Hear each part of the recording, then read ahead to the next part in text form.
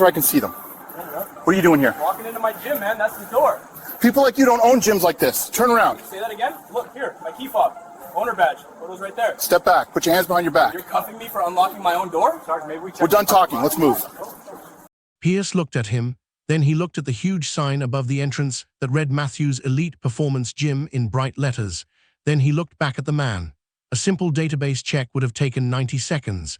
It would have ended everything right there. Instead, Pierce made another choice. He decided to arrest this man for attempted burglary and false impersonation. What Pierce did not know was that his body camera was recording every word. What he did not know was that gym members would witness his actions. What he did not know was that this moment would cost him his job, his career, and millions in settlements. Here's the thing about making snap judgments about people. Sometimes your assumptions are so wrong that they destroy your entire life. Before I continue, let me ask you something. Have you ever been treated unfairly by someone in power? Drop your answer in the comments. Let's talk about this. But Officer Pierce had no idea who Jordan Matthews really was. Jordan was not just some random person at the gym. He was 34 years old and a professional athlete. He had competed in track and field for 12 years at the highest levels. He held a business degree from State University. He also had an MBA in business administration. He was a certified personal trainer and strength conditioning coach. 5 years earlier, Jordan had built Elite Performance Gym from nothing. The gym made $2.3 million every year. He employed 18 full-time staff members. His business was successful and legitimate. His name was literally on the building. Jordan also had hidden expertise that would become important. He held certification as a legal advisor. He understood civil rights law. He knew his rights when police stopped him. On this January morning, Jordan was simply arriving at his own business. He did his daily 5:30 a.m. training session every single day. He was not breaking in. He was not committing any crime. He was going to his gym to exercise. That was his entire plan for the morning. What happened next would change everything. Now here's what happened when the police arrived. Officer Nathan Pierce had a reputation in the downtown area, not a good one. He was 34 years old and had worked as a police officer for 8 years. During just the past 3 years, Pierce had accumulated 14 formal complaints. 14, that is a lot. Every single complaint involved situations similar to this one.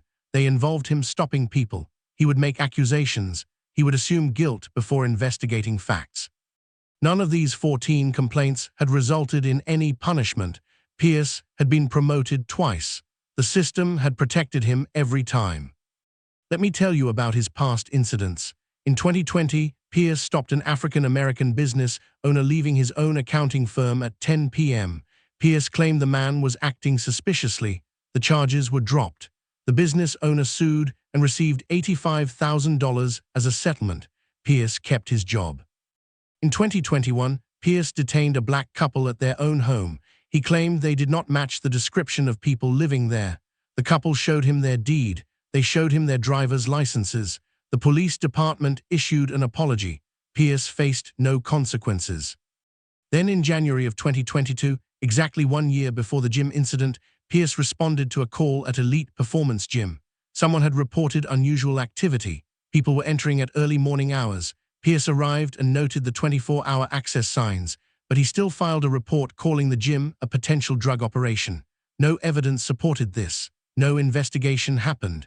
Pierce just filed it and moved on. Regular gym members had a nickname for him. They called him the early morning cop. Security had flagged his previous visits as harassment. This time, however, would be completely different. This time, someone was recording. The date was Friday, January 13th, 2023. The time was 5:34 in the morning. The location was Elite Performance Gym in the downtown commercial district.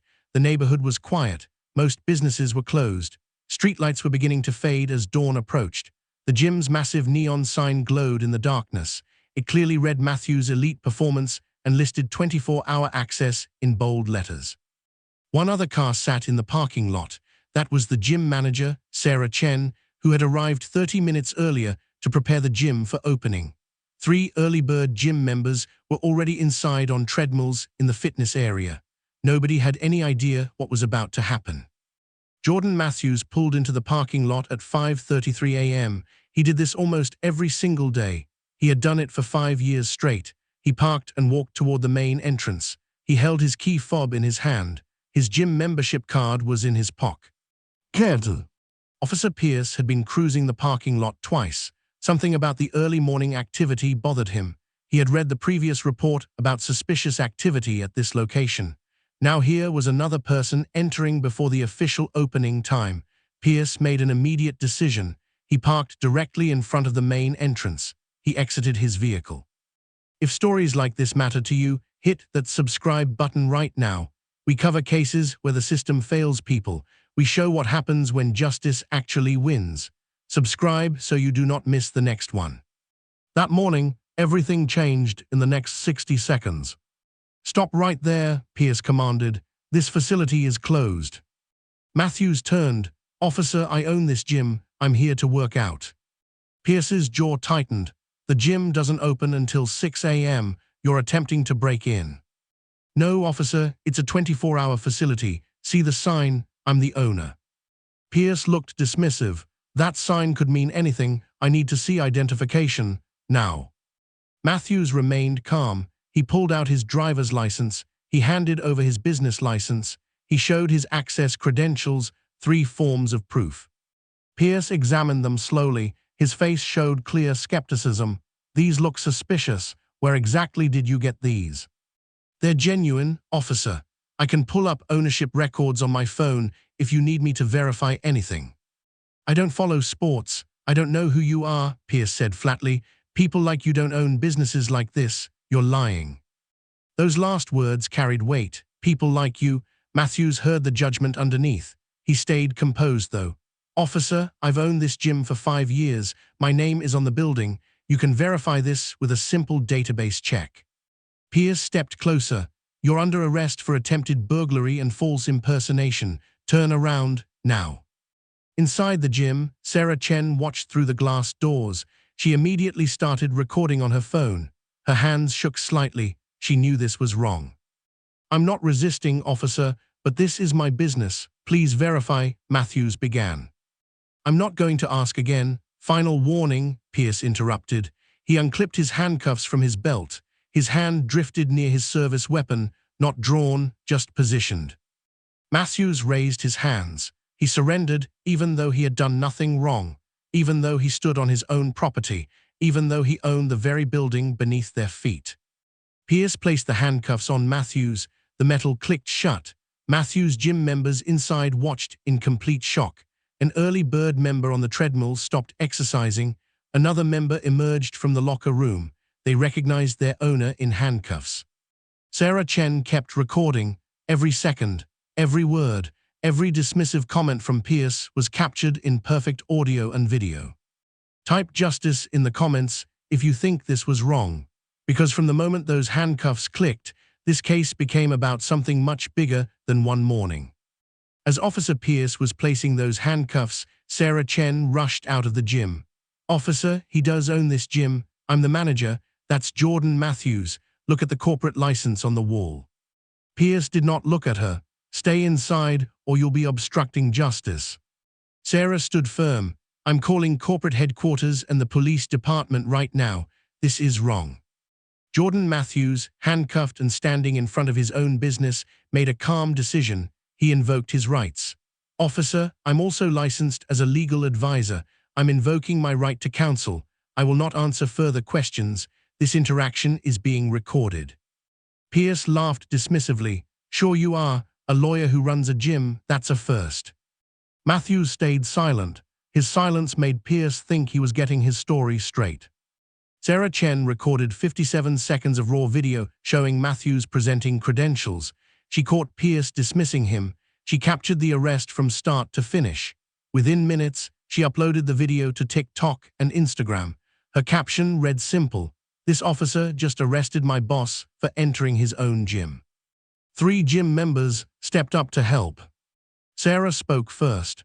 I've worked here 3 years. Jordan owns this place. His picture is in every office. He comes here every single morning at 5:30. This is completely insane.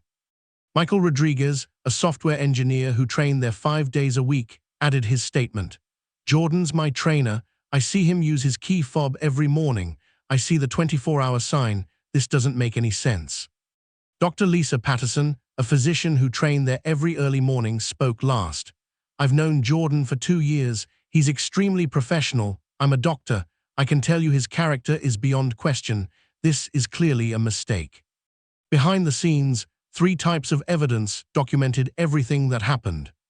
Sarah's phone video showed the entire encounter from multiple angles.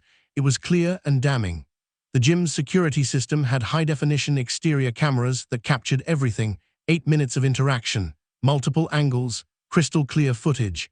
Officer Pierce's body camera recorded every single word, every gesture, every dismissive comment was captured in perfect detail. The gym's electronic entry system showed Matthews entering that location 1,247 times over 5 years. Every entrance was time-stamped. Every entrance used his legitimate key fob. Building ownership records showed his name on the lease. His LLC documentation was legitimate. All permits were in his name. Everything was verifiable and real. At 5:47 a.m., Sarah Chen made her first phone call. She called corporate headquarters at Elite Performance Gym. She explained what happened. Corporate immediately understood the severity. At 5:52 a.m., Sarah made her second phone call. She called the Metro Police Department non-emergency line. She reported that an officer had falsely arrested their business owner. By 6:03 a.m., someone arrived on scene who understood the law. Lieutenant Diana Walsh pulled up in her patrol car. She was Pierce's supervisor. She had 16 years on the force. She understood procedures. She brought her laptop. She reviewed Pierce's body camera footage right there in the parking lot. 4 minutes of watching. Then she opened her database. She pulled up the business ownership records. The records displayed clearly Jordan Matthews, owner since 2018, registered, legitimate, verified. Lieutenant Walsh turned to Pierce. Her tone was icy. Officer Pierce, according to records, this man does own this business. He's been the registered owner since 2018. This doesn't match your report. Pierce began making excuses. The documentation could be forged. He could have stolen these credentials somehow. Walsh cut him off. Officer Pierce, your own body camera shows him presenting legitimate credentials multiple times. He asked you to verify. You refused. You made comments about people. This looks bad. By 6:10 a.m., Lieutenant Walsh interviewed the 3 gym members separately. Their stories matched perfectly. By 6:22 a.m., corporate legal team arrived on scene. They brought all documentation. By 6:35 a.m., Captain Robert Harrison reviewed everything. Captain Harrison's decision was immediate and clear. Captain Robert Harrison had been with the Metro Police Department for 21 years. He understood how these situations should be handled. He reviewed Pierce's body camera footage. He checked the business database. He interviewed Sarah Chen and the 3 gym members.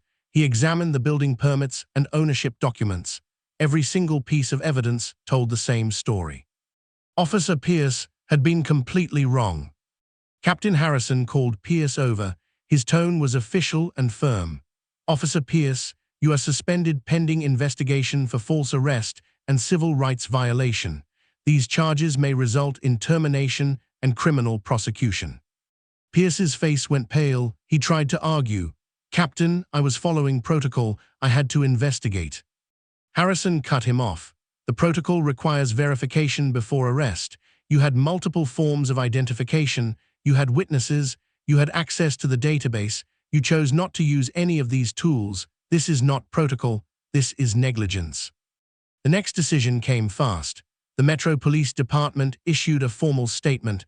All charges against Jordan Matthews were immediately dropped. The arrest record was expunged from all databases. It would be removed completely as if it never happened. The department offered a formal apology to Matthews. This was public and official. Inside the gym, at 6:47 a.m., someone removed the handcuffs from Jordan Matthews. He had been detained for 1 hour and 13 minutes on his own property for doing absolutely nothing wrong. Matthews remained completely professional. He did not yell. He did not curse. He said simply, "Thank you for handling this correctly. I'm ready to cooperate fully with any investigation." Sarah Chen stood nearby with tears in her eyes. The early bird gym members stood in support. At 7 a.m., exactly 33 minutes after being released, Jordan Matthews taught his scheduled fitness class. He stood in front of his gym members and conducted training as planned. He was making a statement. "This place is mine. I belong here. Nobody's arrest is going to stop me from working."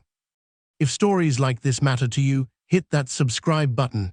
We expose patterns that people ignore. We show what justice looks like when it actually works. Subscribe so you never miss a case. But here's the thing Pierce did not understand. The damage was only beginning. By 7 a.m. that morning, Sarah's video had already reached 1,000 views. By 8 a.m., it would reach 9,000. By 10 a.m., the video would be uploaded to multiple platforms. By noon, it would be trending in the entire region. The story was spreading, and it was spreading fast. The video took off like nothing anyone expected. At 5:47 a.m., Sarah Chen uploaded her raw footage to TikTok and Instagram. Simple caption: "This officer just arrested my boss for entering his own gym." By 6:15 a.m., the video reached 1,200 views. The first media outlets began receiving tips. By 7:30 a.m., the hashtag "Gym Owner Arrested" was trending on local Twitter, 8,900 views and climbing. By 8:45 a.m., the local news station ran their first TV segment. The headline read, "Officer suspended after false arrest of business owner." They interviewed Sarah Chen Live. They showed the body camera footage. The story began spreading to national attention. By 10:30 a.m., the video surpassed 125,000 views across all platforms. National news outlets started calling. CNN wanted interviews. NBC wanted to cover the story. Washington Post reporters requested statements from Matthews directly. By 1 p.m., the video reached 2.3 million views. The hashtag "Justice for Jordan Matthews" was trending nationally. It stayed at number 1 for 14 hours straight. By 6 p.m., combined views across all platforms exceeded 5.8 million. TikTok alone showed 3.2 million views. Instagram had 1.1 million. Twitter discussions had reached 45,000 upvotes on the Justice Served subreddit. The comments section filled with public reaction. One person wrote, "As a black business owner, this terrifies me. I'm scared to go to work now." Another wrote, "Officer Pierce has been reported 14 times. Why is he still employed? This is systematic." A third comment read, "This is exactly why we need body cameras, but also why we need accountability when officers ignore the evidence." Multiple platforms shared the video millions of times. This story was shared by thousands of people. Share this if you think others should see what happened. By midnight, Officer Pierce understood his life had changed forever. He did something that would haunt him. He posted on Facebook privately, or he thought it was private. He wrote that the video was taken out of context. He wrote that people like Jordan were getting special treatment. A former colleague screenshotted the post. By morning, it had 1.2 million shares. His career was effectively finished before his formal hearing even started. Jordan Matthews filed his lawsuit on January 16, 2023. Just 3 days after the arrest, his lawyer was experienced in civil rights cases. The lawsuit named 2 defendants, Officer Nathan Pierce personally and the Metro Police Department as the organization responsible. The claims were specific. False arrest was the primary charge. Civil rights violation under federal law was second. Defamation came third. Emotional distress came fourth. Business interruption damages came fifth. Matthews sought $5.2 million in total damages.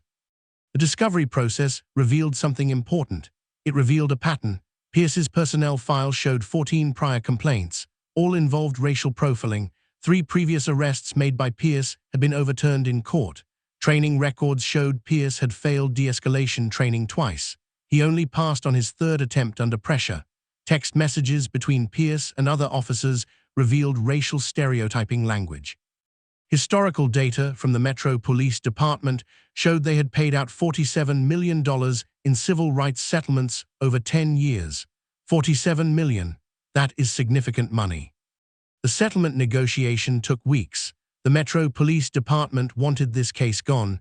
They did not want this trial broadcast on every news channel. They offered $3.5 million to Matthews. Matthews accepted. The settlement was official. The financial breakdown mattered. $3.5 million went directly to Jordan Matthews for personal damages. $250,000 covered business interruption costs. $180,000 covered legal fees. The total was $3.9,300,000, nearly $4 million in total. But money was not the only consequence. Officer Nathan Pierce was fired, terminated for cause. Official documentation listed the reasons: false arrest, civil rights violation, conduct unbecoming an officer. This happened on January 20, 2023, just 1 week after the arrest. His peace officer certification was surrendered permanently. He could never work in law enforcement again. His name was placed in a permanent disciplinary database. Other police departments nationwide would see his record. Criminal charges followed. Federal prosecutors charged Pierce with civil rights violation. He was charged with false arrest. He was charged with abuse of authority. In January 2024, exactly 1 year after the arrest, Pierce entered a guilty plea on the false arrest charge. Federal sentencing came next. 18 months federal probation, 40 hours community service, mandatory civil rights training completion. Restraining orders became permanent. Pierce was banned from Elite Performance Gym indefinitely. He could not enter within 500 feet of the gym for 3 years. He could not contact Jordan Matthews or his family members in any way. Pierce issued statements he was forced to give. Initially he said, "I made an error in judgment, but I was following protocol." Later his lawyer forced a different statement. "I accept responsibility. I was wrong." He never truly acknowledged the racial profiling element. Now here's what happened next. This settlement changed things beyond just Pierce's punishment. Jordan Matthews held a press conference outside Metro Police Department headquarters. The date was January 24, 2023, 9 days after his arrest. He stood at a podium with cameras pointed at him. His statement began simply, "I could not sleep for 3 nights after this happened. I kept replaying it in my mind, wondering if I should have been more aggressive. My kids asked me if police officers were bad people. My wife was terrified to let me go anywhere alone." He paused, his voice grew stronger, but what made me most angry was understanding he never planned to check. He had my documents, he had my key, he had multiple witnesses, but he decided my guilt based on how I look. That decision was made in seconds, before any investigation, before any verification. Matthews shifted his message. "I have been fortunate. I have resources. I could hire good lawyers. I could take time off. I could go public. But what about people without those advantages? What about immigrant entrepreneurs who don't speak English perfectly? What about young black men too intimidated to assert their rights? This case is not unique. It is just unusually documented." His voice became direct. "To every worker who has been treated unfairly, you have rights, full stop. You do not deserve abuse. You do not deserve to be humiliated because someone decided to disrespect you. Document everything. Record interactions when legal. Build witness support. Know your rights. Speaking up is not causing trouble. It is demanding basic human dignity." Matthews addressed customers directly. "When you see abuse, speak up. Be a witness. Your words matter. Stand with people being mistreated." Then came his commitment. "I am using this settlement money to establish the Matthews Legal Defense Fund. $500,000 will help minority business owners facing discrimination. This is not about me getting money. This is about preventing the next false arrest. This is about justice." His final statement was powerful. Justice is when the next officer stops and thinks before arresting. Justice is when the next person of color entering their own business does not feel afraid. That is what I am fighting for. This case exposed something bigger than one officer. Research shows black drivers are searched during traffic stops 2.7 times more often than white drivers. Studies show black residents are 2.5 times more likely to be arrested for low-level offenses in similar circumstances. Federal statistics show 1 in 1,000 black men will be killed by police during their lifetime. That is 11 times higher than white men. This is not coincidence. This is pattern. This pattern destroys lives. This pattern costs money. This pattern requires change. Jordan Matthews made that change visible. So let me ask you, do you believe someone should be arrested for entering their own business? Do you believe one officer's assumption should override documented evidence? Do you believe we have actually fixed this problem? Because if we don't demand verification before arrest, If we don't hold officers personally accountable, if we don't change how we reward police activity, then we are just waiting for the next Jordan Matthews, waiting for the next false arrest, waiting for the next family terrified to go to work, waiting for the next settlement paid by taxpayers while the officer gets hired somewhere else. Comment below if you believe that body camera footage should be independently reviewed. Tell me what accountability measures would actually change officer behavior. Let's talk about this. If you think stories like this matter, hit that subscribe button right now. We keep exposing these patterns. We keep demanding better. We keep fighting for equal protection under the law. We keep fighting for verification before judgment. We keep fighting for consequences that actually matter. This is not just about one officer or one victim.